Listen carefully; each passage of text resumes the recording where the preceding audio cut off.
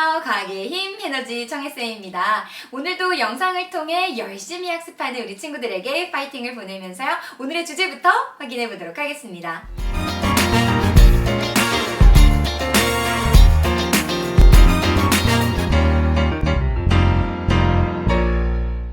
자, 오늘은 우리 친구들과 선생님이 주기성에 대한 얘기를 좀 해보려고 합니다. 이 주기성에 대한 얘기를 하려면 먼저 원자에 대한 개념을 좀 알아야 되거든요. 그래서 원자에 대한 내용부터 같이 한번 정리해 보도록 할게요. 자, 우리가 원자는 그렇죠. 어떤 입자였잖아요, 입자. 근데 이 원자 번호를 뭐를 따라서 매겼다고 했어요?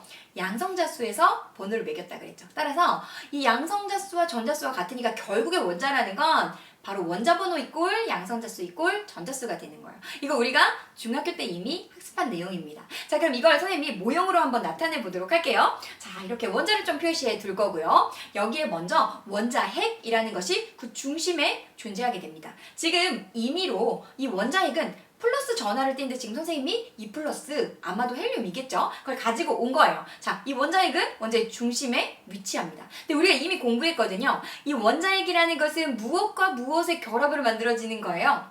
맞아요. 양성자와 중성자죠. 자, 그럼 양성자는 그렇죠. 플러스 전하를 띄고 있는 것이 지금 양성자고 아무런 전하를 띄고 있지 않은 것이 중성자가 되는 거죠. 그것이 원자핵이 돼서 원자의 중심에 위치하게 되는 거고 이 원자핵 주변을 끊임없이 운동하고 있는 것이 바로 그렇죠.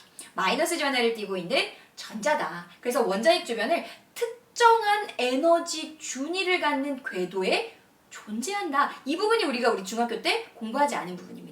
그럼 특정한 에너지 준위를 갖는 궤도, 그것을 우리는 지금부터 전자 껍질이다 이렇게 공부할 거예요. 즉 전자가 아무데나 막 존재하는 것이 아니라 특정한 에너지 궤도 안에서 움직이고 있다는 거예요. 되셨나요? 우리는 그것을 전자 껍질이다 이렇게 이야기하는 거예요. 자, 그러면 우리 원자는 정기적으로 어떤 상태인지 같이 한번 볼게요. 지금 원자핵이 플러스 2예요. 그죠? 그 다음에 전자는 마이너스 전하를 띄는데 지금 몇 개를 가지고 있는 거예요? 2개를 가지고 있단 말이에요. 그러면 마이너스 2가 되겠죠. 그럼 2개를 더하면 0. 원자는 정기적으로 중성이구나 라는 것을 이해해주면 되겠습니다. 되셨나요? 좋아요. 그럼 이제 우리가 본격적으로 원자 모형 보면서 어떻게 전자가 전자 껍질에서 배치되어 있는가 이 부분도 같이 한번 살펴보도록 하겠습니다. 자, 전자 배치를 보면 원자핵과 가까운 전자 껍질부터 특정한 에너지 준위부터 우리는 KL 이렇게 막 기호를 매기게 하는데요. 첫 번째 궤도에는 2개의 전자까지가 들어갑니다. 두 번째 궤도부터 8개의 전자가 들어가는데요. 한번 실제로 해볼게요. 자, 첫 번째 수소예요. 그러면 우리 친구들 수소는 원자번호 1번이고 양성자수 하나고 전자수도 하나라는 거예요. 우리 앞에서 정리했었죠. 그죠? 그럼 모형에 나타내 볼게요. 안에 원자핵이 그렇죠. 플러스 1인 거예요. 그럼 전자도 하나 가지니까 전자 딱 표현하면 이런 모형이 되겠죠. 그럼 밑에 보시면 원자가 전자라는 거 있어요. 선생님, 원자가 전자가 뭔가요? 네.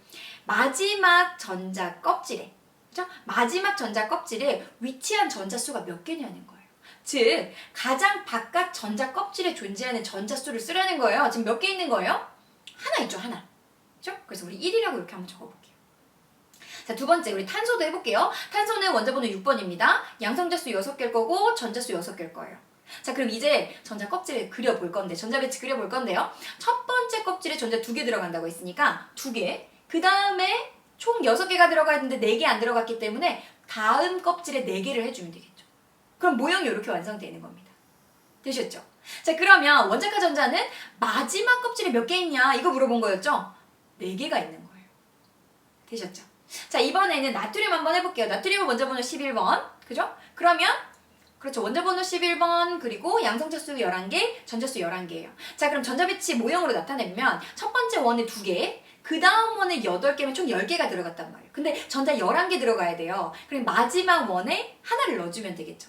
그러면 원자과 전자 바로 나오네요. 마지막 전자 궤도에 1개 들어가 있으니까요. 원자과 전자 하나다라는 거예요. 선생님, 원자과 전자 중요한가요? 너무너무 중요해요. 오늘의 주제가 우리가 주기성이었어요. 원소가 도대체 원자가 어떠한 주기적인 성질을 가지고 있냐는 거예요. 근데 그 주기적인 성질이 어디서 나오는가 봤더니 바로 원자과 전자에서 나오고 이 원자과 전자는 가장 바깥 껍질에 존재하는 전자인데 그것이 바로 화학적인 성질을 결정하더라 라는 내용을 잘 기억을 해주면 되겠습니다. 자, 그러면 원자의 전자 배치를 선생님이 한번 쭉 나타내 본 거예요. 자, 수소, 그리고 헬륨, 리튬, 베릴륨, 풍소 쭉 한번 적어본 거죠. 그리고 한번 봤더니요. 첫 번째 줄에, 첫 번째 족, 1족에 있는 원자과 전자를 봤더니 하나네요. 2족의 원자과 전자 봤더니요. 2개예요.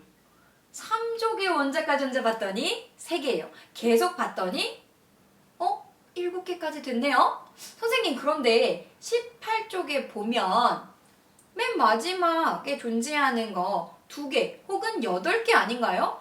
왜 0개인가요? 네, 18쪽은요 굉장히 안정한 원자들이에요. 따라서 화학 반응에 잘 참여하지 않습니다. 화학 반응에 참여하려고 하는 전자수를 표현하는 건데요. 따라서 18쪽은 원자과 전자, 최외곽 전자, 바깥쪽에 있는 것은 8개가 맞지만 반응에 참여하지 않아요. 그래서 우리는 원자과 전자는 0개다라고 정확하게 구분해서 기억할 수 있어야 됩니다. 되셨나요? 18쪽의 비활성 원자들은 원자과 전자가 0이다 라는 거 같이 기억해주면 되겠습니다. 이렇게 주기율표를 보면 주기성을 알 수 있는데 이 주기적으로 나타나는 이 성질은 결국에는 원자과 전자에서 나왔고 이 원자과 전자가 의미하는 것에 대해서 우리 친구들 잘 정리를 해두면 되겠습니다.